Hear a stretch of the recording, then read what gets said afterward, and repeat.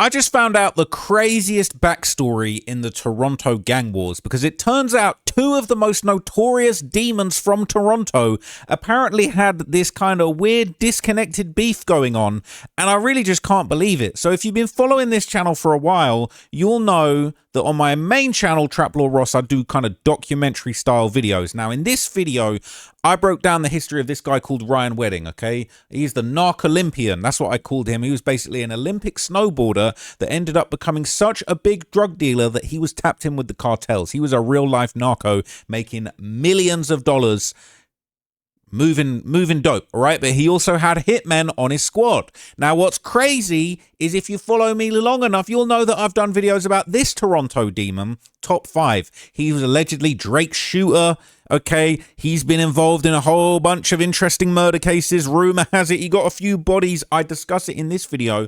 But now come to find out that Ryan Wedding's alleged billion-dollar trafficking crew that had hitmen's on tap, they might well have been at war with Top5's GGGs, the Go Get 'Em gang. There's actually genuinely a crossover going on, and I'm going to tell you all about it in this video. I couldn't believe it when I found this out. So basically, search warrant documents that have recently been unsealed by an Ontario court at the request of the CBC, the Canadian Broadcasting Corporation, a news network, and the Toronto Star have now revealed there is actually a deep connection between Ryan Wedding's drug trafficking crew and Top5's GGGs. So this is an article that's going around. It says Toronto gang war led police to a trove of evidence in the Ryan Wedding cocaine case, the court docs say.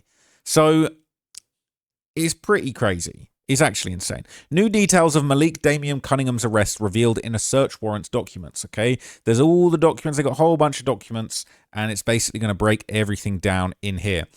It says when police approached a stolen SUV near the funeral of a suspected gang member in Vaughan, Ontario in April 2024, they couldn't have expected that it would help the FBI bring down a violent transnational cocaine empire tied to the Sinaloa cartel.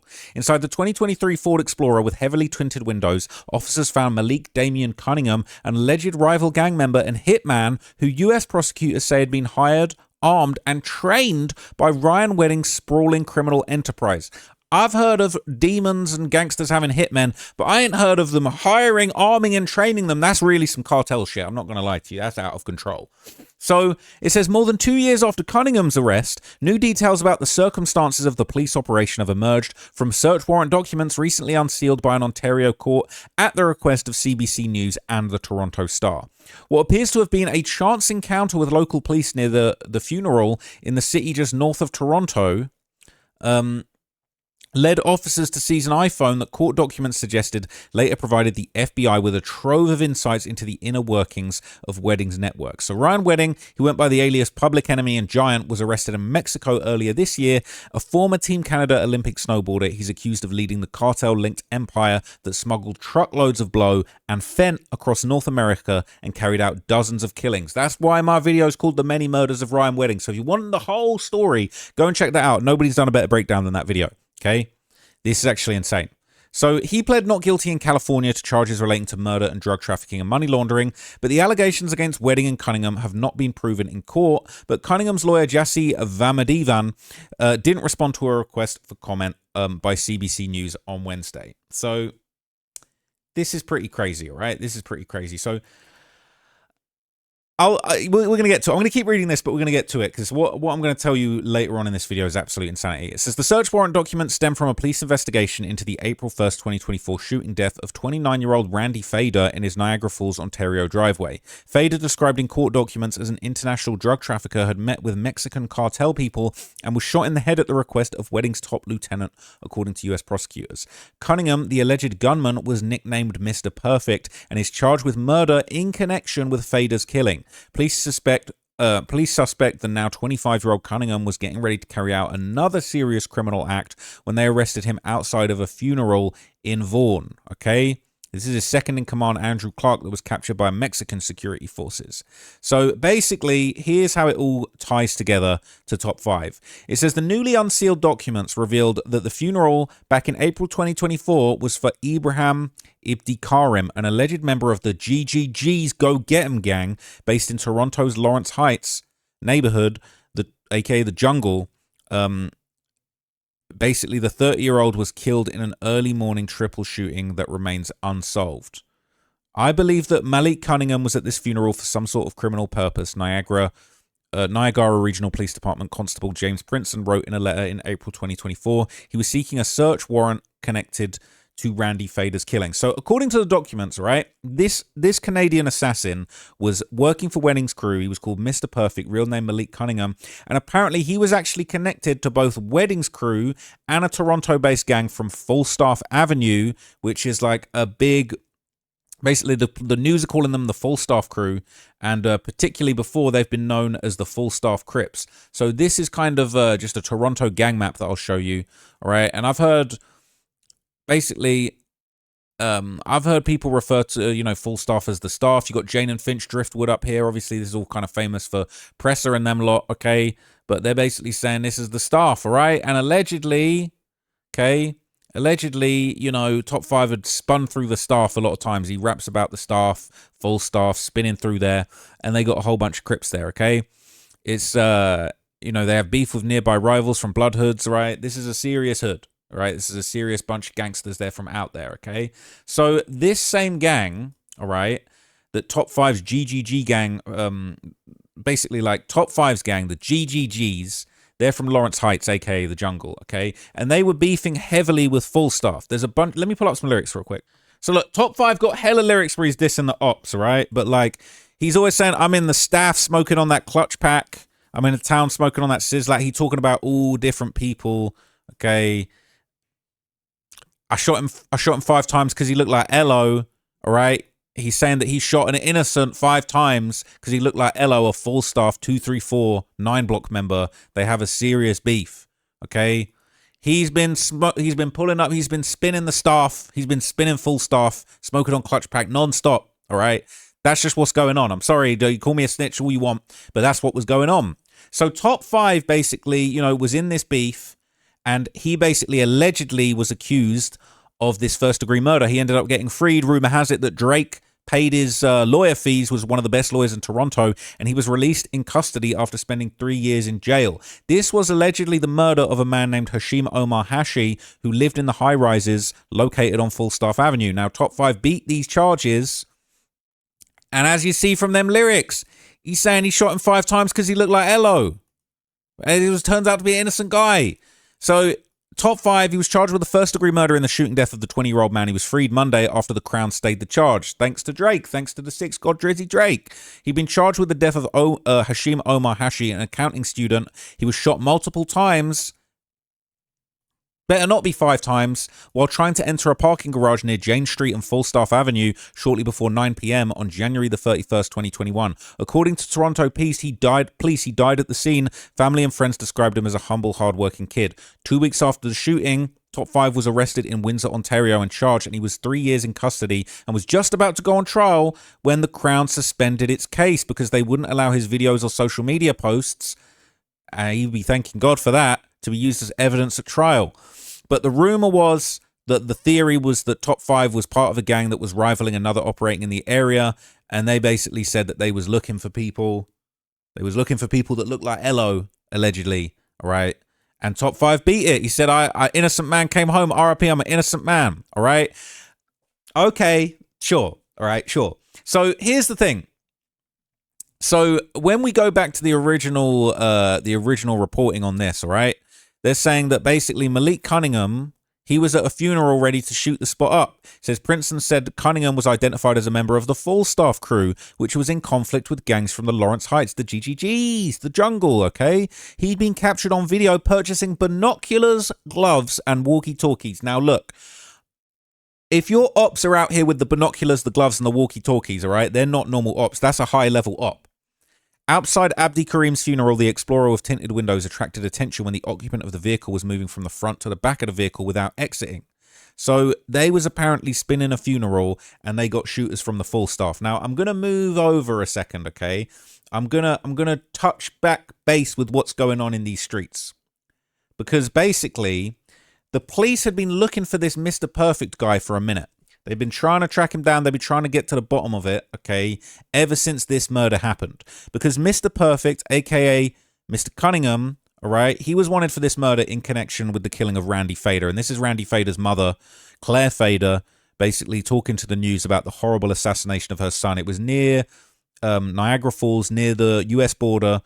And basically, he was allegedly part of the drug trafficking ring who had basically been involved in this stuff to do with the cartel. His mother denied that her son was ever involved in the cartel business and what Ryan Wedding had going on with the cartellies. But things unfortunately got very serious, okay? So this is all in the documentary. I all broke it down, okay? Basically, you know, they had a hit on this guy. He was apparently involved. But he was assassinated by Randy Fader. Randy Fader was assassinated by Mr. Perfect. Apparently, Mr. Perfect was given a whole list of people to murder, and he said, let me kill the easiest one first. Maybe the Niagara Falls ginger, lol. That's what's actually going down. It's saying this is a driveway job. It'll be $100K to blow this guy's head off, and that's what happened. That actually happened, okay?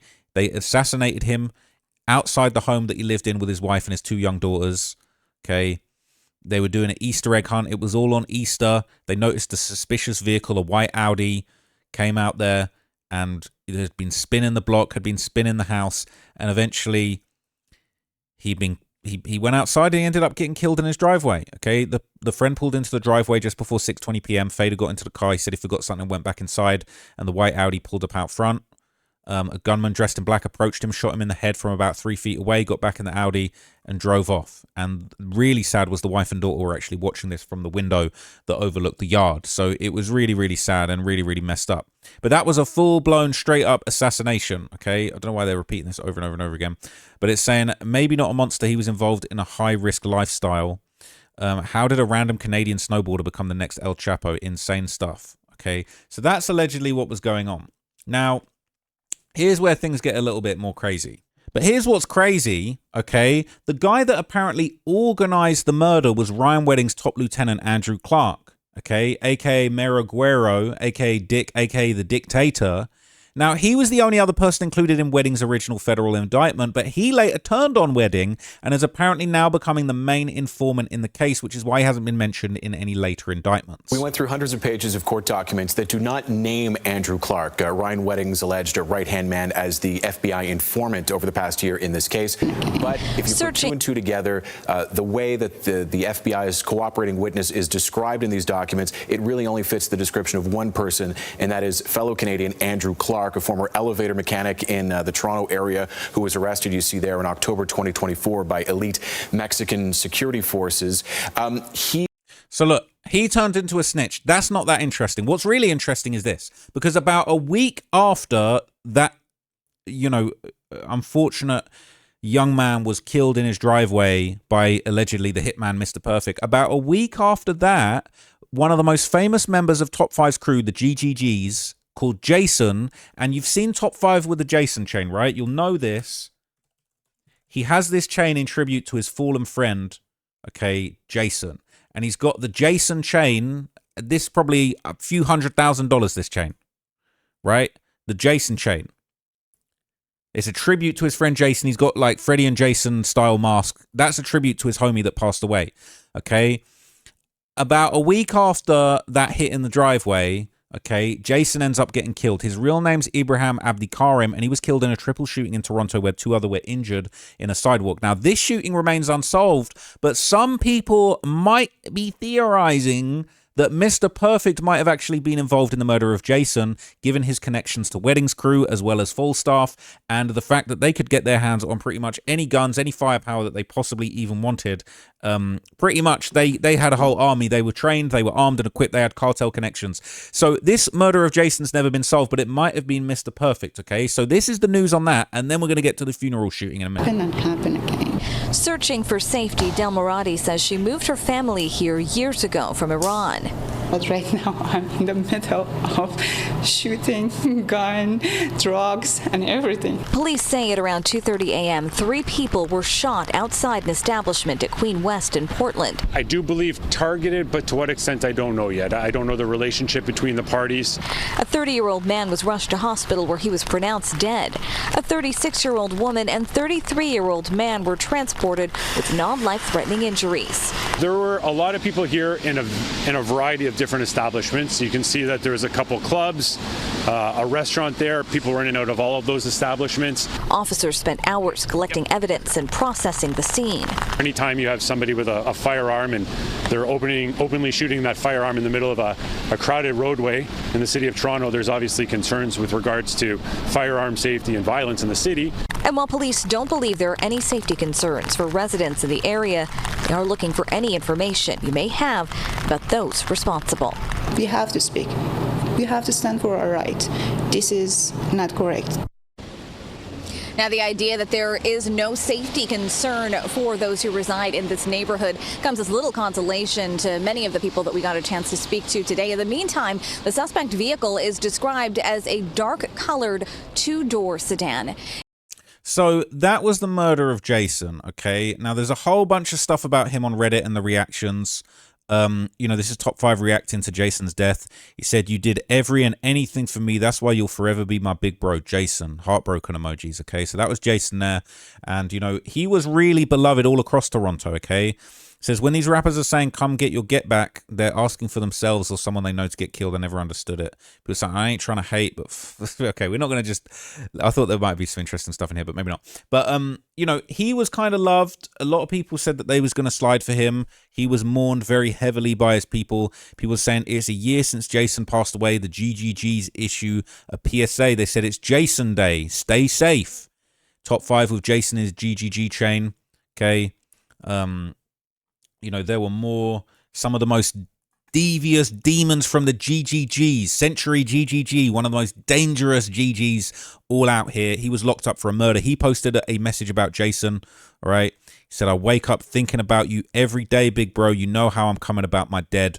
With the clock emoji, he basically saying that get back's coming, okay? It's another post, RIP Jason, with the heartbroken emojis there, all right? So basically, they even saying that Jason was cool with other different sides of the Toronto war.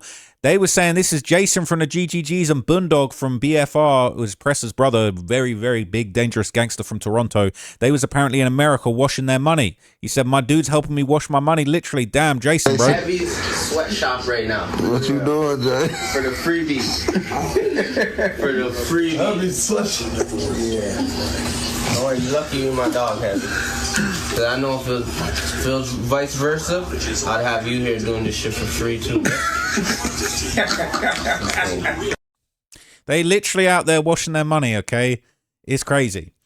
Jason was apparently close with Presser, and, you know, I'm pretty sure Presser and Bundog basically had said, you know, even when they started beefing with Top 5, they said, look, it's still long live Jason. I remember when Presser dropped his album, he said on his tape, he said, these dudes got to die, but it's still long live Jason. And I'm pretty sure Boondog said something along the lines of, you know, I got too much love for Jason to put a K behind GGG, even though he was beefing with Top 5 in the GGGs, all right?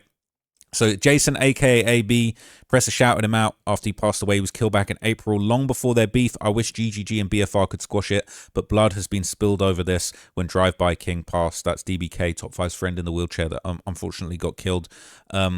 So he was beloved, okay? And based on these posts, it seems that Presser, even after the falling out with Top 5 and the GGGs, he still had love for him. And now this is a crazy crossover, because this is Buck Fiddy, a UK rapper that made his way to America. He caught a wild case. He allegedly was he was allegedly meeting dudes on Grindr and robbing them of their Bitcoin, allegedly, all right? But there's Buck Fiddy linked up with Presser, and they taking shots. People were saying, were they taking shots at Jason, or are they still cool with Jason? Look at this.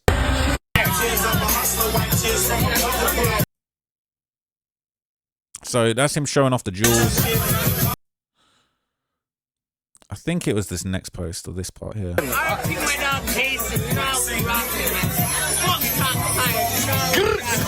So he's still saying RIP Jason when he's saying fuck Top 5. So he dissing Top 5, talking about RIP Jason. Okay, and I think this is the post that I was actually thinking about it, where he basically said, BFR Boondog, the biggest CEO, he said, I got too much love for Jason to add the K behind it. So he's saying, I love Jason too much to even be GGGK. I can't be a GGG killer. He said, love for Jason, but got dude spinning his block before you get any type of get back for him. That's what they're saying, okay? But anyway, is what it is, all right? So this is the thing. Apparently, Jason himself might have actually been if not the top shooter for the GGGs based on this IG post that he made. And this was only days before his murder, allegedly. So again, it seems kind of reasonable to assume Jason was probably killed because he was a threat, not just to Falstaff Crips, but also potentially Ryan Wedding's operation. He might have, if they weren't careful, Big Jason from the GGGs could have ended up killing Ryan Wedding's top hitter, and he having people, he not really beefing over the block like Top 5 and them. He over here beefing with the cartels. He's getting people shot dead and assassinated in their driveway that they ain't recording no music. They ain't dissing, spinning the block, drilling. They got a real life cartel narco operation going on. Okay, and this is probably the main source that Falstaff members would actually be getting money from, because Ryan Wedding's drugs were mainly sold in Canada, and realistically, Ryan Wedding was probably blessing the block. So Falstaff, arguably, they were getting funded and financed by Ryan Wedding, and his top hitter was sliding for Falstaff on the GGGs, etc. Allegedly, you know what I'm saying, Jason lost his life. So this is what's so crazy, is that really the GGGs were the biggest threat to Ryan Wedding's operation. And this is Jason posting the GGG chain with a message. He said, y'all wish you could take this chain. Comes with a lot of murder. So he basically saying that he out here catching bodies. Okay, and unfortunately, this was shortly before he passed away. So now circling back to our original reporting, okay, Jason's funeral, Abdi Karim's funeral, that's when Mr. Perfect ended up getting bagged, okay? They basically see this guy. They were surveilling the funeral because in Chicago it became a trend of shooting up the funeral. So it sounds like Mr. Perfect was actually planning to shoot up the funeral of Jason. And I'm not going to lie, like, I don't know. I think Top 5 probably would have been locked up at that point. Would he have been locked up? But it could have been any number of people, okay, that was basically at that funeral that were tapped in with the GGGs, and he was looking to spin it. But unfortunately, he brought too much attention to himself, climbing into the back of the Explorer, attracting attention. And then basically it says officers then searched a Canadian police database. They found that SUV with an Alberta license plate had been reported stolen. US prosecutors would later allege the Explorer had been provided to Mr. Perfect Cunningham by Ryan Wedding's network as a getaway vehicle. So like I'm saying, Ryan Wedding funded the block. He funded the Stolies. The strikers are coming from Ryan Wedding. You got Olympic level strikers. This shit's crazy. And in the SUV, police said that they seized 7 Luger bullets, the same type of 9mm ammunition retrieved at the Niagara Falls homicide scene. So it's the same hitter using the same bullets, same caliber, right? They also found 4 smartphones and a Dollarama bag filled with 150 grand in cash. Now, what's really crazy, people are saying, you really sliding on the ops with 150 racks in the car. This is crazy, right? What sort of rich drillers are you? They're Mr. Perfect, apparently. So it says investigators would later find that one of the devices contained encrypted messages between Cunningham and Wedding's alleged right-hand man, fellow Canadian Andrew Clark, who obviously later turned into a snitch. And so it said, drive over Niagara and blow this guy's top off, Clark is reported to have written on March 18th in reference to Fader. Clark allegedly offered Cunningham 100K plus expenses for the killing. This is the white Audi. And bro, they drilling in a new shape Audi. Look at the grill. That's a new shape. This the new era. This isn't the round, you know, kidney bean looking Audi grill. This the I don't know, 2022. Like this a brand new striker. You got the panoramic roof. You guys spinning in the panoramic roof with the Luger 9 and 150 racks cash. What kind of drillers are you? These guys are real life Canadian narcos. It's insane. Okay.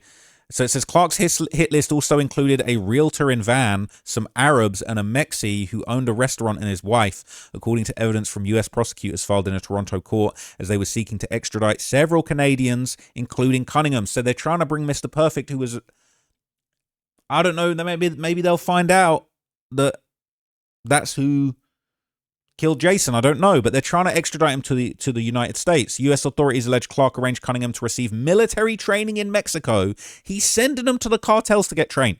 Discuss procuring grenade launchers and firearms. Thank God that these are not your ops anymore, right? Top 5. I'm not going to lie. I rock with Top 5, but brother, you really beefing with some grenade launching motherfuckers, bro. What are you doing out here, bro?